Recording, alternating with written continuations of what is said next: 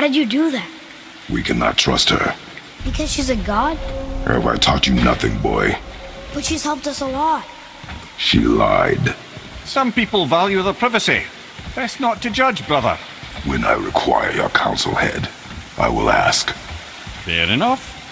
Get me to Tyr's temple in the Lake of the Nine, and I'll get you to Jotunheim as promised. We know the temple. What's there? Only the last living giant in Midgard. Better to tell us the way. The world serpent? Wait, do you know how to talk to him? Indeed. He speaks an obscure tongue more ancient even than these mountains. None are left in Midgard who speak it. Except, of course, for me. You do? It's true. You wouldn't know it to look at him, but Jormungandr is a sparkling conversationalist.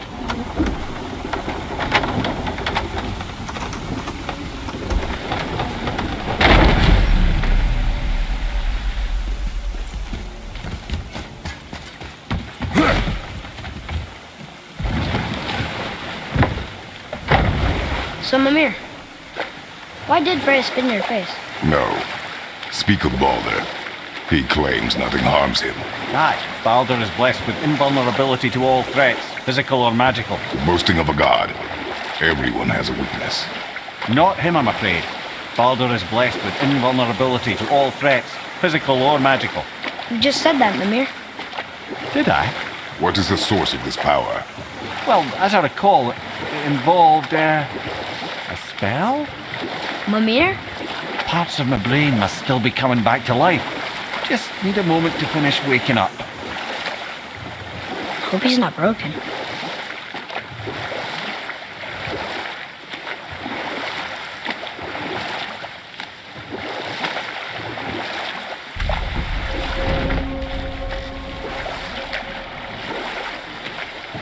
Mimir, we're on the lake. Perfect. Dock us near the bridge.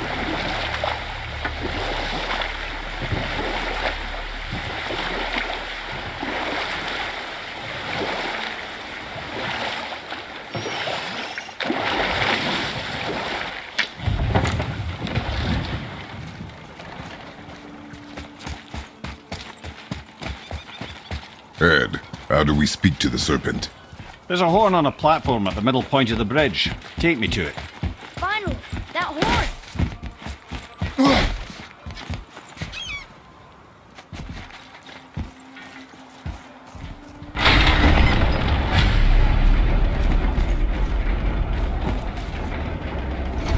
Good. Now put my lips to the horn.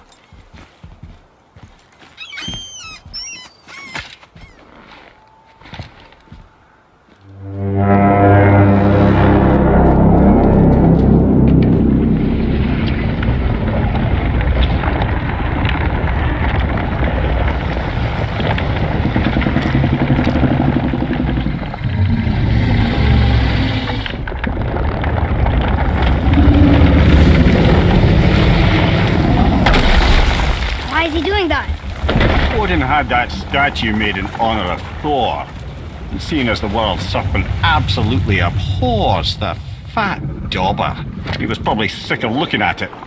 But doesn't that hurt? Well, he and Thor have a bit of an unpleasant history between them. Or they will, anyway. So I guess waking up to see it was worse than the thought of lumps of solid stone passing through his gullet. You want me to ask him? No. Our only concern is Jotunheim.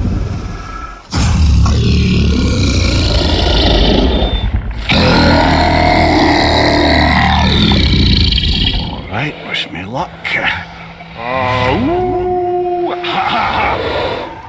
Humor envy me.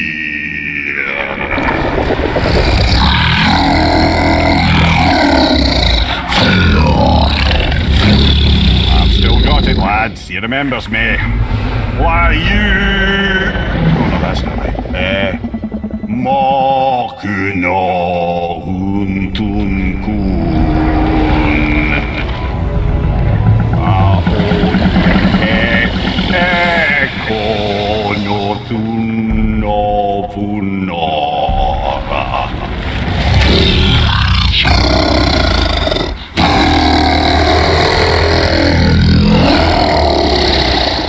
He knows the pain of your loss.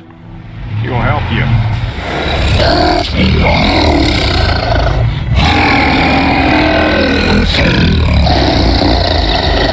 Efnium Fobur. Curious.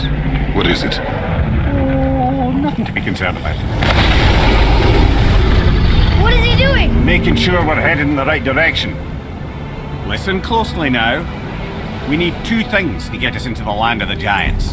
First, we need to learn the travel rune that opens realm travel to Jotunheim. Second, we need to carve that rune into the special gateway. That one of the people we first met you? Correct. Except the giants, in their infinite wisdom, saw to it that no ordinary chisel would do the job. Only the tip of a magical chisel opens that gate. Luckily, I know where it is, and it's not far. He looked kind of mad for a moment there. Now that, you thought I said you were friends of Odin. You'll forgive me. I've never spoken the ancient tongue sober.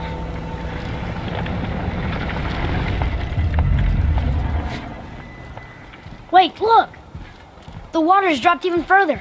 You can see more of the realm towers and statues. I even see new places to explore along the shore. Where is this chisel? Find me a boat, and we'll go from there.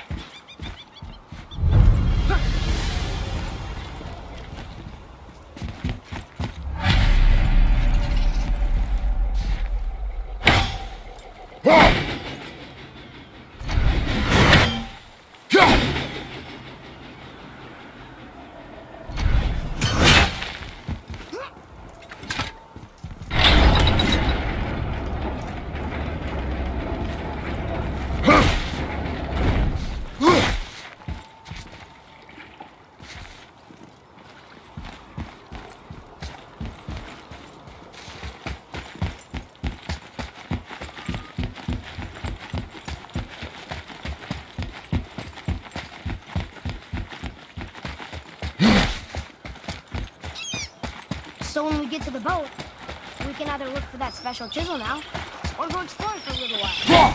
I'm happy with whatever you want to do.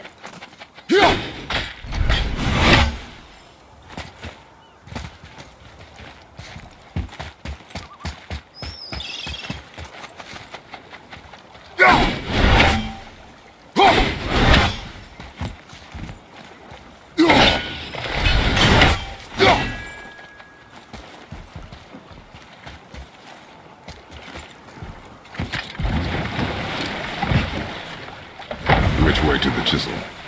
Keep rowing towards the statues of the oarsmen, then thread past between them.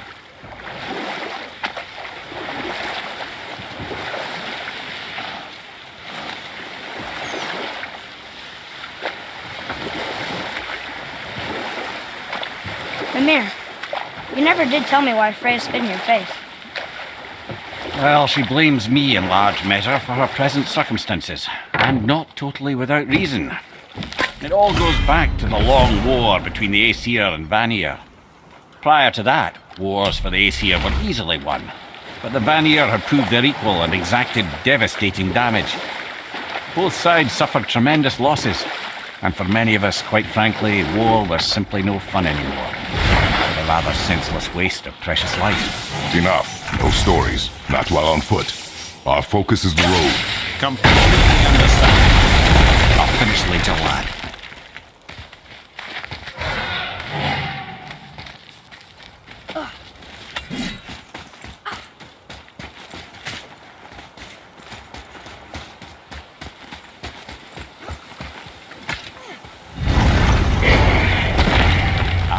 Fafnir. I always wondered what became of him. Wait, Fafnir? Like, Fafnir's storeroom Fafnir? The very one. But Sindri said he was a dwarf. He was. And now he's a dragon. Funny how life works, isn't it? He's chained up. Perhaps we should keep an eye out for binding shrines and free the poor bastard. Aye, lads?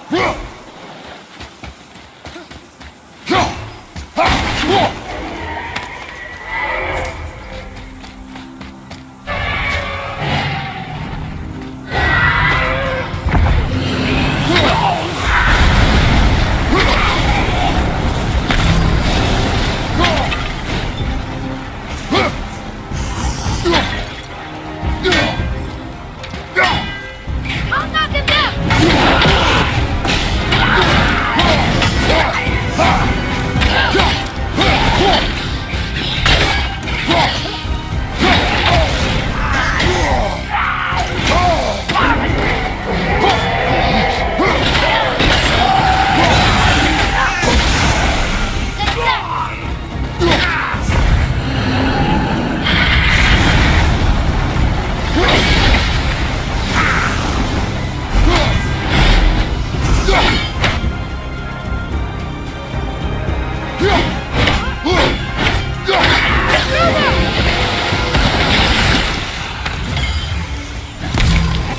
that.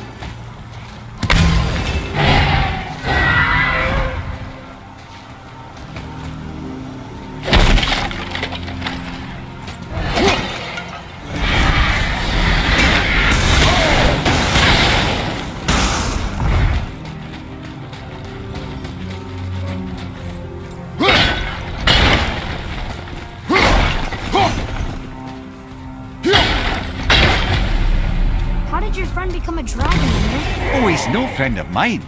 This little scrote was a constant source of annoyance amongst Aesir and Vanir alike. Then why free him? Trust the recently liberated, brother. No one deserves to be held captive like this. Greedy little dwarf come dragon.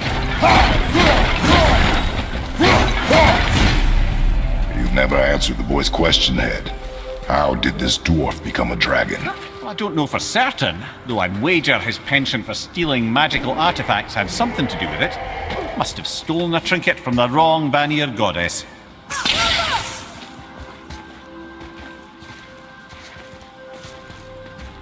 Ah, I was wondering about this.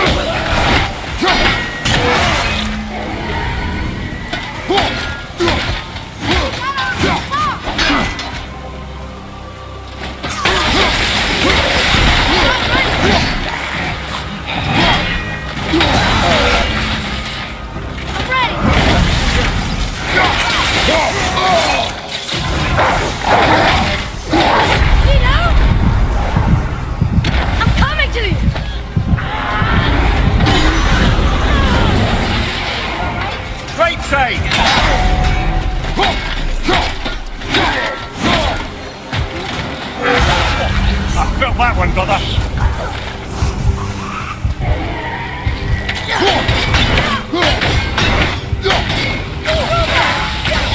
I'm not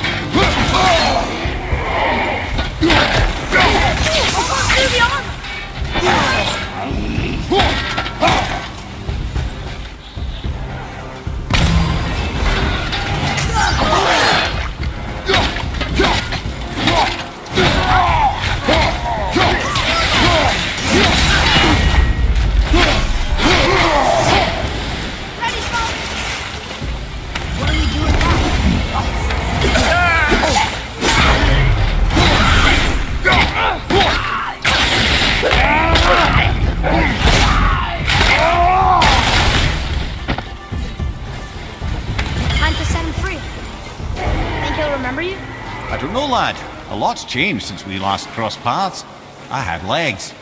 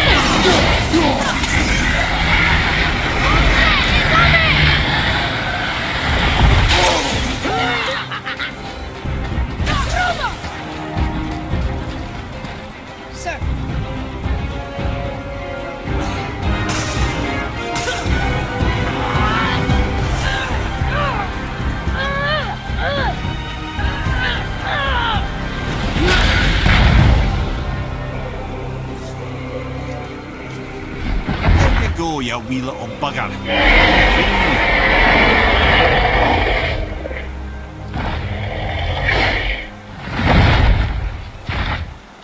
Well, I think Dragon hasn't done much for his personality.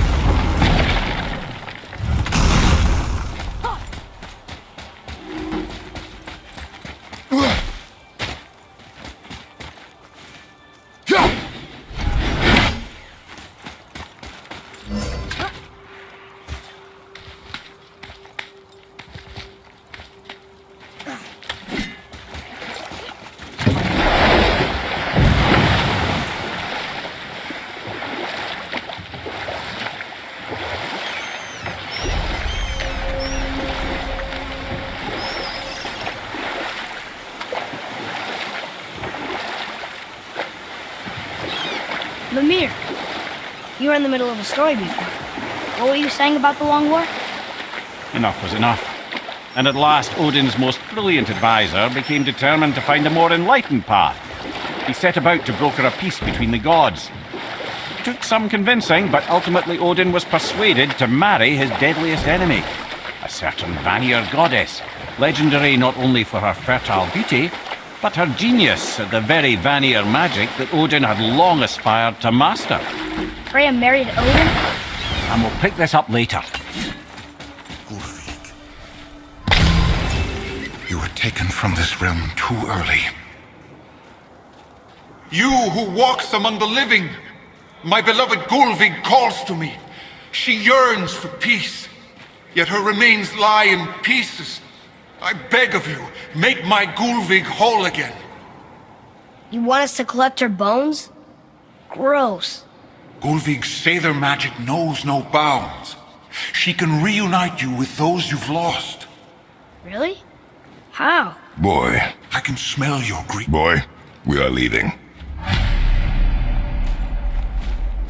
They've taken 3 of sweet Gulvig's bones and spread them across the lake.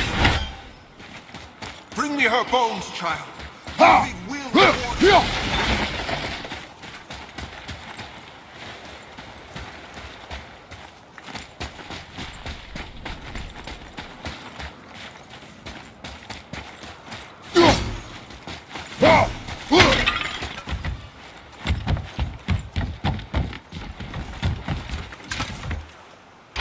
Good.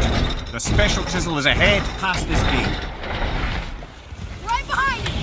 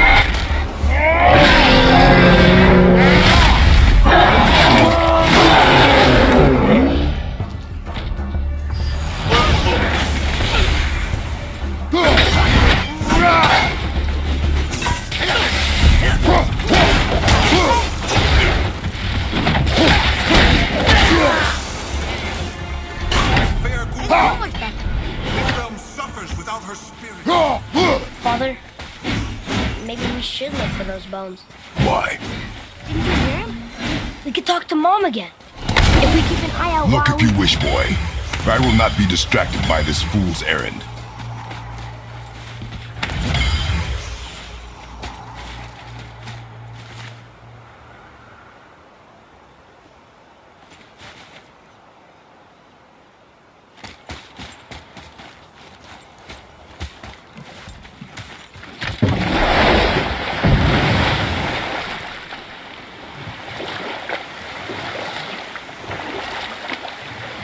This chisel we seek, what is it? I'm glad you asked, actually. I have just the story for you. There was a giant once named Thamur. A very giant, who, despite his mountainous size, was without question the greatest stonemason this world had ever seen. Proud Thamur hoped to one day pass his vast knowledge on to his son. But young Hrimthur had the heart of a warrior. Perhaps the father had too much fear in him, or the son too little. Either way, a quarrel of theirs spiraled out of control, and the overworked stonemason, bonk, struck his son. Hrimthur ran off into the night. Feeling shame and regret, Thamur chased after his son, but in his emotional state soon found himself wandering Midgard, lost and alone. Sadly, He caught the eye of the one person he didn't want to meet alone that night, so far from home. Thor. And what happened next? You'll see.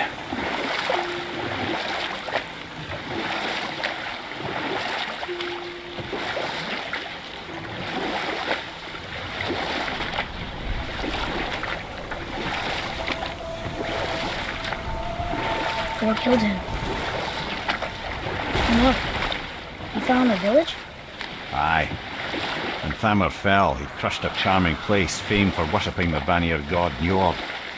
Thor always took credit for planning that one. The truth is, the sweaty ball bag just got lucky.